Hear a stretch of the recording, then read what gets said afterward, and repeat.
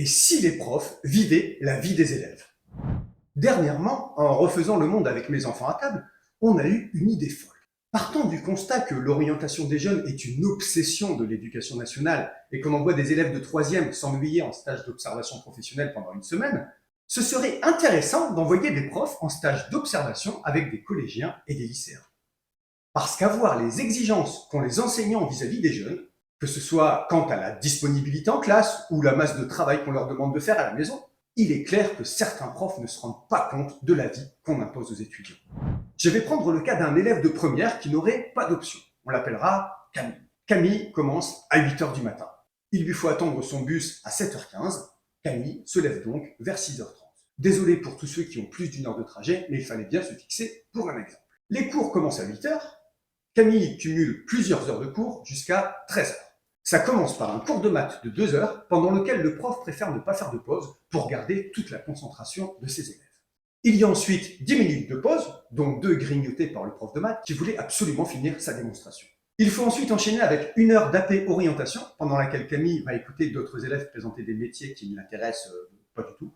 Suivent 2 heures de français pour préparer le bac. Aujourd'hui, Camille va écouter le prof analyser une œuvre et 3 autres élèves devraient avoir le temps de faire un oral blanc. 13h, c'est l'heure du repas. L'estomac crie famine.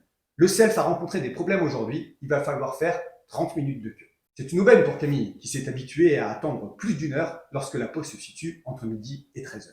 Le mauvais côté, quand on passe en dernier au self, c'est que les choix sont limités. Il ne vaut mieux pas être difficile ou avoir un régime alimentaire particulier, sinon il va falloir se contenter du pain un peu durci qui attend là depuis 11h30. De toute façon, pas le temps d'en prendre du bon, de temps. Les cours reprennent à 14h. Et la prof d'histoire, même si elle a pris l'habitude d'arriver avec 10 minutes de retard à ses cours, ne tolère pas qu'on arrive après elle. Il faut être devant la porte à l'heure pile au cas où, par miracle, elle serait à l'heure aujourd'hui. Après 1h30 d'histoire, il faut maintenant se diriger vers les labos pour le TP de sciences. C'est ennuyeux parce que la pause est à 15h normalement et celle-ci saute donc tous les lundis. En plus, la séance ne va pas être très agréable. Camille devait préparer le TP avec un camarade d'une autre classe qui est absent aujourd'hui et avec lequel il n'est pas possible de travailler en dehors du lycée parce qu'ils habitent à 60 km l'un de l'autre. Camille doit donc s'attendre à se faire allumer par le prof parce qu'il lui manquera des données. Ça n'a pas manqué. En plus, le TP du jour était noté. Cette semaine, après ce TP éprouvant, Camille a droit à 30 minutes de pause parce qu'on est en semaine B1. Enfin, normalement. Parce que entre les semaines A et B, qui alternent selon les lundis ouvrés, et les semaines 1 et 2, qui dépendent de la parité de la semaine dans le calendrier, c'est pas forcément facile de jongler. À défaut de certitude, Camille se présente devant la porte du cours de sciences économiques et sociales à 15h30. Mais effectivement, la salle est occupée, donc le prochain cours ne débutera que dans 30 minutes. Camille s'assied donc par terre, dans le couloir, parce que de toute façon, les élèves n'ont pas le droit d'aller dans la cour, en dehors des interclasses. C'est une occasion presque rêvée pour remettre au propre son cours de maths du matin, parce que le temps lui a manqué jusque-là. Le cours de SES se passe à peu près bien, à ceci près qu'ils ont eu droit à un contrôle surprise sur le vocabulaire. C'est pas très sympa de la part du prof, puisque la moitié de la classe n'avait pas eu ce cours. Les élèves faisant italien LV1 ayant eu une sortie obligatoire la dernière fois. 18h. Après une journée somme toute banale, Camille se dirige vers son bus. À 18h45, le seuil de son domicile est enfin franchi. L'année dernière, Camille faisait 10 baskets le lundi soir de 18h à 20h, mais ce n'est plus possible. C'est décevant, car l'entraîneur l'avait présélectionné pour jouer dans l'équipe régionale. Mais comme on le lui a bien fait comprendre, les études d'abord. Et effectivement, il y a de quoi se demander comment il aurait été possible de concilier basket et études. Il y a contrôle de maths demain sur des notions vues aujourd'hui, et le prof leur a donné 4 exercices obligatoires d'entraînement et 2 exercices pour ceux qui veulent aller plus loin et qui n'ont pas besoin de dormir la nuit. Il faut aussi réviser son exposé en anglais parce que la prof a été très claire. Hors de question que les élèves aient des notes sous les yeux. Camille ne peut s'empêcher de se demander dans quelle situation concrète de la vie de tous les jours un interlocuteur interdit strictement à quelqu'un qui lui parle de céder de notes. Mais pas le temps de philosopher sur la vie. Il faut absolument finir ce livre de Sénèque avant après-demain. Et il lui reste une centaine de pages à lire. Pages qu'on pourrait qualifier de cryptiques. 20h, il est l'heure de manger. Ce soir, c'est couscous, comme ce midi au self, mais en moins dégueu. Camille le fait remarquer à ses parents, qui lui renvoient que chacun pourrait manger ce qu'il veut. Il suffit de mettre la main à la pâte. La discussion s'arrête là. Le repas est expédié. Camille veut retourner travailler, mais son comportement silencieux à table n'a pas vraiment plu à ses parents, et il lui demande donc de faire la vaisselle. Le verbe demander n'est pas forcément le plus adéquat. Camille ne relève pas. À la limite, la vaisselle, ce n'est pas le pire. C'est plutôt le sermon des parents qui pèse. Ayant pu négocier de laisser sécher la vaisselle, Camille peut retourner dans sa chambre. Il faut faire le sac pour le lendemain. Petit tour dans la salle de bain avec le sac, juste pour voir combien il pèse. Beaucoup trop. Douche, lavage de dents et direction, Sénèque. Il est 23h15 quand Camille peut enfin éteindre la lumière. Son téléphone lui fait de l'œil. Un petit épisode de série lui permettrait de se détendre. En même temps, ce serait bien de dormir tôt. Camille choisit la série, la regarde 3 minutes et s'endort avec un soupçon d'anxiété, mais sans savoir pourquoi. À 4h20 du matin, Camille se réveille en sursaut. Pourtant, le réveil n'a pas sonné. Un souvenir lui revient. Le prof d'histoire leur a dit de consulter Pronote en rentrant le soir même car il fallait qu'ils aient lu le document pour le lendemain. À cette heure-ci, c'est pas possible. Camille avance l'heure de son réveil de 40 minutes et s'envoie un texto pour penser à télécharger le document le lendemain matin. Le sommeil ne revient qu'à 5h10 par peur de ne pas entendre son réveil sonner. Ce dernier fait son travail à 5h50. Camille se lève. Pas de toute première fraîcheur, mais presque d'attaque pour une nouvelle journée. On vient de voir 24 heures de la vie de Camille. Prenons un peu de recul pour voir sa semaine.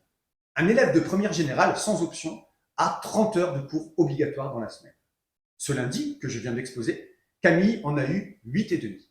Ce n'est pas comme ça tous les jours. Il y a le mardi où les cours finissent à 15h et le vendredi où ils commencent à 9h les semaines 2. Le mercredi, c'est 8h midi avec un trou de 9h à 11h, qui est un peu énervant, surtout que la salle d'études est devenue une sorte de boîte de nuit sauvage et que le CDI, il est fermé le mercredi. En s'amusant à calculer, Camille découvre qu'il y a 30 heures de travail en classe, plus 2 heures tous les soirs, voire 3 heures les mercredis, samedis et dimanches, soit 20 heures par semaine.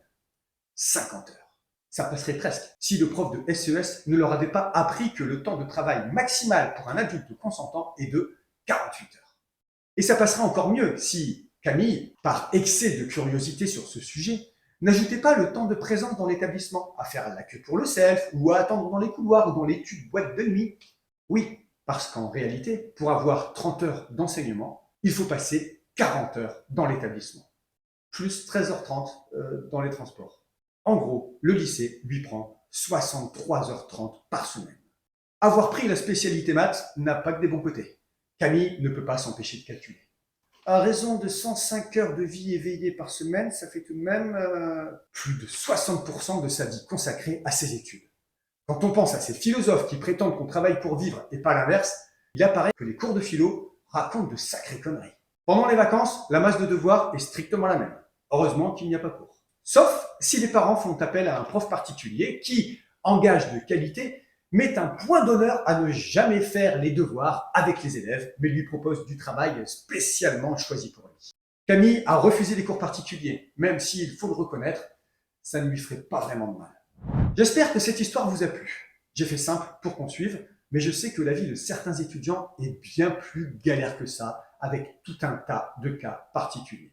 Je n'ai pas parlé de la torture que c'est de devoir rester assis à écouter pendant 8 ou 9 heures par jour.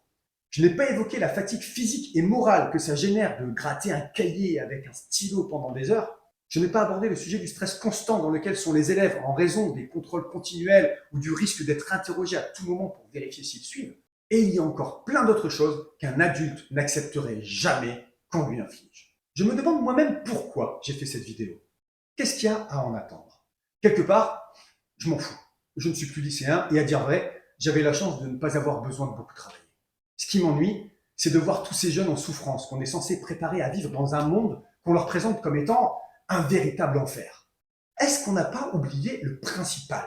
Quelque part, j'aimerais que cette petite histoire soit entendue par des profs, des chefs d'établissement, des recteurs, des gens au ministère, juste pour qu'ils se posent quelques questions et qu'ils souscrivent à cette idée saugrenue que j'ai eue avec mes enfants, de demander aux profs de vivre la vie d'un élève de A à Z pendant une semaine, avec obligation de prendre des notes et de faire les devoirs et les contrôles. Parce que ce n'est pas d'une réforme du bac dont nos jeunes ont besoin. Ils n'ont pas non plus besoin qu'on leur parle à longueur d'année de leur orientation professionnelle. Ils ont juste besoin de vivre un peu. Et qu'on ne vienne pas me servir du « à mon époque », du « ils sont bons à rien », du « l'instruction est un cadeau en soi ». Jamais on ne nous a infligé ça. Les enfants sont de moins en moins au centre des décisions dans l'éducation nationale. Ce qui est au centre, ce sont les économies. C'est le stress de ne plus trouver d'enseignants et ce sont les tensions professionnelles. pas les jeunes. Pourtant, on vit dans leur monde et on serait inspiré de leur faire confiance. Même si je concède que, vu ce qu'on leur a infligé, il faut s'attendre à ce qu'ils ne soient pas tendres avec leurs bourreaux. Abonnez-vous. Salut!